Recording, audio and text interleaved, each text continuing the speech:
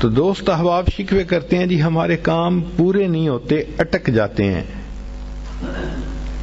اور پھر وہ کسی کے پاس جاتے ہیں، عملیات والوں کے پاس، تو ان کا تو چونکہ کاروبار ہے، انہوں نے پیسے کمانے ہوتے ہیں، تو وہ سمپل جواب دیتے ہیں جی کسی نے لگتا ہے تمہارا رزق باندھ دیا ہے، کسی نے تمہارا رشتہ باندھ دیا ہے، اور ہم اس کو بلیو کر لیتے ہیں۔ بھئی اللہ کسی کو دینا چاہے تو کون اس کو باندھ سکتا ہے؟ کیوں کسی کو چھوٹا خدا بناتے ہو؟ کوئی کسی کا رزق نہیں باندھ سکتا، کوئی کسی کا رشتہ نہیں باندھ سکتا، ہمارا ایک ہی خدا ہے، اس کے کام کو کوئی روک ہی نہیں سکتا۔ خواہ مخواہ اپنا عقیدہ بھی خراب اور اپنا عمل بھی خراب۔ سیدھی بات ہے کہ نبی علیہ الصلوۃ والسلام نے جو باتیں سکھائیں ان کو کریں، خود بخود عملیات سے جان چھوٹ جائے گی۔ چنانچہ عورتیں اکثر پوچھتی ہیں جی کہ میرا رشتہ اچھا ہو جائے، بیٹے کو جاب مل جائے، بہو کا ویزا رکا ہوا ہے، فلاں کام اٹکا ہوا ہے۔ تو بھئی اٹکے ہوئے کاموں کے لیے عمل نبی علیہ السلام کے مبارک زبان سے ابو داؤد شریف کی روایت ہے۔ نبی علیہ السلام نے فرمایا جو مومن صبح شام 7 مرتبہ اس دعا کو پڑھے گا، اللہ تعالیٰ اس کے ہر ادھورے کام کو پورا فرما دے گا۔ اور وہ کیا ہے؟ حسبی اللہ لا الہ الا ہو علیہ توکلت وہو رب العرش العظیم۔ بعض لوگوں کو رزق کی تنگی کے بڑے شکوے ہوتے ہیں، اور ان کے دل پہ فاقے کا خوف رہتا ہے، ڈر رہتا ہے، اور فاقے سے بچنے کے لیے وہ سارا دن کاروبار کے پیچھے بھاگتے دوڑتے بھی رہتے ہیں۔ سنیے، ابو نعیم کی روایت ہے، ابن ابی شیبہ نے بھی اس کو لکھا کہ نبی علیہ الصلوۃ والسلام نے ارشاد فرمایا جو شخص اس دعا کو پڑھے گا اللہ اس سے 70 مصیبتیں دور کریں گے، جن میں سب سے چھوٹی مصیبت اس کا فاقہ ہوگا۔ جو شخص اس دعا کو پڑھے اللہ تعالیٰ اس سے 70 مصیبتوں کو دور فرمائیں گے، اور سب سے چھوٹی مصیبت فاقہ ہوگی، اور وہ فقرہ ہے لا حول ولا قوت الا باللہ لا ملجأ ولا منجأ من اللہ الا الیہ۔ کئی مرتبہ انسان غمزدہ ہوتا ہے اور سوچتا ہے میں تو اکیلا ہوں، میرا ساتھ دینے والا کوئی نہیں، ماں باپ فوت ہو گئے، کہاں جاؤں، کس کو دل کا غم سناؤں، میرا غم کیسے دور ہو۔ نبی علیہ الصلوۃ والسلام نے فرمایا، کنز المال کی روایت ہے کہ قرآن مجید کی ایک آیت کو 3 مرتبہ یقین کے ساتھ پڑھ لیں، اللہ تعالی غمزدہ دل کو تسلی فرما دیتے ہیں۔ لا الہ الا انت سبحانک انی کنت من الظالمین۔ کتنی مختصر سی آیت ہے اور اکثر بچیوں کو یاد بھی ہوتی ہے۔ اس آیت کو 3 مرتبہ پڑھنے پر اللہ تعالیٰ انسان کی سیڈنس ختم کر دیتے ہیں، غم ختم کر دیتے ہیں، دل کو خوشی عطا فرما دیتے ہیں۔ کئی لوگوں کو دیکھا کہ بیمار ہوتے ہیں، کبھی ہسپتال کا چکر، کبھی ڈاکٹر کے پیچھے، تو نبی علیہ الصلوۃ والسلام نے ایک حدیث پاک میں فرمایا، اس حدیث کو مسند احمد نے روایت کیا اور طبرانی نے روایت کیا کہ جو شخص فجر کے بعد 3 مرتبہ یہ دعا پڑھ لے اللہ 4 مرضوں سے اس کو نجات عطا فرما دیتے ہیں۔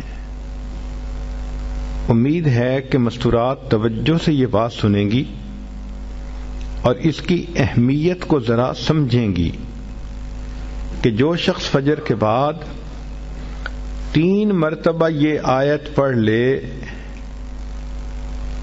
تو اللہ تعالیٰ اس کو 4 بڑے بڑے مرضوں سے بچائیں گے۔ نمبر 1، پاگل پن. اگر کوئی آدمی مینٹلی ان بیلنسڈ ہو، ریٹارڈڈ ہو،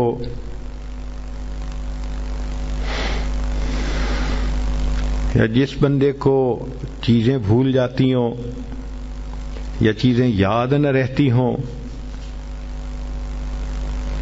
ذہن سے متعلقہ جو بیماریاں ہیں وہ اسی پاگل پن کے زمرے میں آئیں گی. یا کسی کو مرگی کی بیماری ہوتی ہے، وہ بھی اسی زمرے میں آئے گی. تو پہلی بیماری جو اللہ تعالیٰ دور کرتے ہیں وہ ہے پاگل پن، اور دوسری بیماری کوڑ پن. کوڑ پن کہتے ہیں چہرہ بدصورت ہو جانا. یہ بھی ہو سکتا ہے کہ برس کی بیماری ہو جائے، جیسے بعض عورتوں کو جلد بالکل سفید ہو جاتی ہے اور عجیب بدنما چہرہ ہو جاتا ہے، یا کئی مرتبہ جسم پہ تل اتنے نکل آتے ہیں، دانے اتنے نکل آتے ہیں کہ چہرہ بدنما ہو جاتا ہے،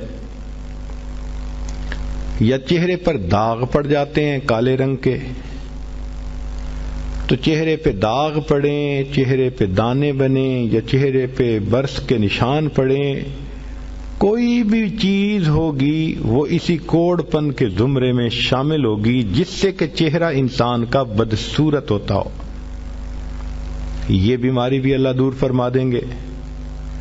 اب جن بیچاریوں کو بیوٹی پارلر پہ جانے کا شوق رہتا ہے اور اپنے فیس پہ پتہ نہیں کیا کیا پروسیس وہ کرواتی ہیں، تو ان کو تو چاہیے کہ وہ اس آیت کو یا اس فکرے کو بار بار پڑھیں تاکہ اللہ تعالیٰ ان کے چہروں کی خوبصورتی دیر تک سلامت رکھیں. اور تیسری چیز ہے اندھا پن. اندھے پن سے مراد یہ کہ آنکھوں کی بینائی ہی چلی گئی، یا آنکھوں میں موتیا بند آ گیا، یا آنکھوں پہ اینک لگانی پڑ گئی. یہ سب ایک ہی بیماری کی تفصیلات ہیں. تو جن کی نظر کمزور وہ بھی پڑھ سکتی ہیں، یا جن کو لینز لگانے پڑتے ہیں، کنٹیکٹ لینز سے ہی یا کوئی اور، اس مصیبت سے بھی جان چھوٹ گئی. اور جن کی بینائی چلی گئی اللہ ان کے لیے بھی آسانیاں فرما دیتے ہیں. تو پاگل پن کی بیماری ختم، کوڑ پن کی بیماری ختم، اندھے پن کی بیماری ختم، اور چوتھا فرمایا فالج کی بیماری ختم. فالج ایک تو ہوتا ہے کہ انسان کا ہاتھ یا پاؤں کام ہی نہ کریں، اور ایک یہ بھی ہوتا ہے کہ اتنی ویکنیس کہ عورت کہتی ہے مجھ سے تو کھڑا ہی نہیں ہوا جاتا، میرے پاؤں سن ہو جاتے ہیں، میرے ہاتھ سن ہو جاتے ہیں. یہ ساری چیزیں کمزوری اور فالج کی ابتدائی سٹیجز ہیں. تو یہ سب چیزیں ٹھیک ہو جاتی ہیں. اب بتائیں کہ اتنی بڑی بڑی بیماریوں سے جس بندے کو بچنے کی خوشخبری مل رہی ہو تو وہ تو پھر اس عمل کو کیے بغیر رہ ہی نہیں سکتا. اور یہ عمل دیکھو چھوٹا کتنا ہے. وہ جو فکرہ فرمایا حدیث میں وہ ہے سبحان اللہ العظیم وبحمدہ ولا حول ولا قوت الا باللہ. اتنا سا فکرہ پڑھنے پر اللہ چہرہ بھی پر نور بنا دیتے ہیں، میموری بھی تیز کر دیتے ہیں، اللہ تعالیٰ بینائی بھی تیز کر دیتے ہیں، اور اللہ تعالیٰ جسم میں طاقت بھی بھر دیتے ہیں. یہاں تک تو نیکیاں کمانا، گناہوں کو بخشوانا، فرشتوں کی دعائیں لینا، غمزدہ دل کو تسلی ملنا، اور بیماریوں سے محفوظ ہونا، اس طرح کے عمل بتائے تھے. اب ایک عمل سن لیجئے کہ دجال سے محفوظ ہونا. دجال ایک تو بڑا ہوگا نا، جس کو دجال اکبر کہتے ہیں، جو آئے گا اور بندے اس کے پیچھے لگ کر اپنا ایمان خراب کر لیں گے، جو امام مہدی کے آنے پر اور عیسیٰ علیہ السلام کے آنے پر ظاہر ہوگا، ان کے آنے سے پہلے ظاہر ہوگا، اور عیسیٰ علیہ السلام اس کو لد کے مقام پر قتل کر دیں گے۔ اس فتنے سے نبی علیہ السلام بچنے کی دعائیں فرماتے تھے، صحابہ بھی بہت ڈرتے تھے اس فتنے سے۔ تو انسان کا دل چاہتا ہے کہ دجال سے محفوظ ہوں۔ حدیث پاک میں ہے، جو شخص جمعہ کے دن سورہ کہف پڑھے تو جمعہ سے جمعہ تک اس کے گناہ معاف، اور اگر وہ روزانہ پہلی 10 اور آخری 10 آیتیں پڑھ لے، اللہ اس کو دجال سے محفوظ فرمائیں گے۔ تو اس عمل کو کرنے سے ایک تو دجال سے محفوظ ہو گئے، اور دوسری بات اور بھی سن لیجئے کہ دجال دجل سے بنا۔ دجل کا مطلب ہوتا ہے فریب دینا، دھوکہ دینا، اور بچیوں عورتوں کو انسان کی شکل میں بھی کئی دفعہ دجال مل جاتے ہیں۔ وہ ان کی عزتیں لوٹتے ہیں، بہانے بنا بنا کے دھوکے دیتے ہیں، ان کو بیٹرے کرتے ہیں۔